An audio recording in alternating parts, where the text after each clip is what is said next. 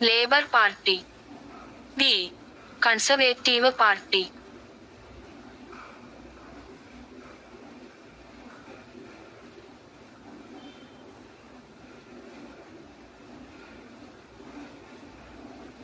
ദേശീയ പതാകയുടെ അനുപാതവുമായി ബന്ധപ്പെട്ട് ഇനിപ്പറയുന്നവയിൽ ഏതാണ് ശരി? എ. പതാകയുടെ നീളവും ഉയരവും തമ്മിലുള്ള അനുപാതം 2:3 ആയിരിക്കണം. ബി. പതാകയുടെ നീളവും വീതിയും തമ്മിലുള്ള അനുപാതം 3:2 ആയിരിക്കണം.